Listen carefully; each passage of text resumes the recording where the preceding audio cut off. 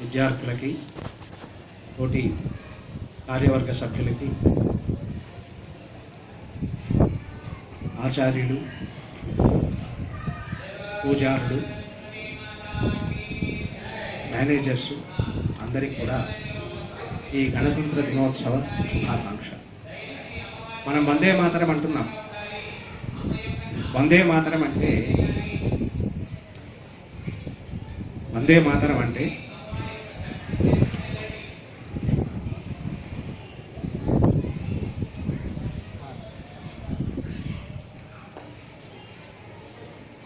ప్రకృతి అంటేనే అమ్మవారి స్వరూపం. మనం లక్ష్మీ అష్టోత్తరం చదివితే ప్రకృతిం వికృతిం విద్యాం సర్వభూత హిత ప్రధాం అంటే ప్రకృతి అంతా కూడా అమ్మ స్వరూపమే. కాబట్టి భారత మాత అంటే ఈ ప్రకృతి, భారత సంస్కృతి, భారతీయ నాగరికత ఇవన్నీ పరిఢవిల్లినటువంటి ఒక గొప్ప జాతి భారత జాతి. ఆ జాతి మొత్తం భారతమాత కాళ్లకు సాష్టాంగా ప్రణమిల్లుతూ ఈరోజు గణతంత్ర దినం, దేన్ని గణతంత్ర దినం అంటాం, దేన్ని స్వాతంత్ర దినం అంటాం. మన రాజ్యాంగం ఈ రోజు నుంచి అమల్లోకి వచ్చినటువంటి సందర్భం ఈ యొక్క గణతంత్ర దివసం.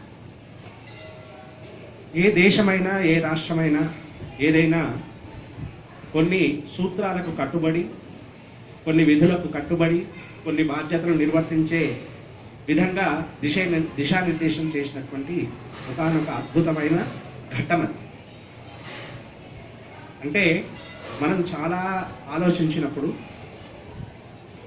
ప్రతి సంస్థకు కూడా కొన్ని కట్టుబాట్లు, కొన్ని నియమాలు, కొన్ని బాధ్యతలు, కొన్ని విధులు, కొన్ని హక్కులు అన్నీ ఉంటాయి.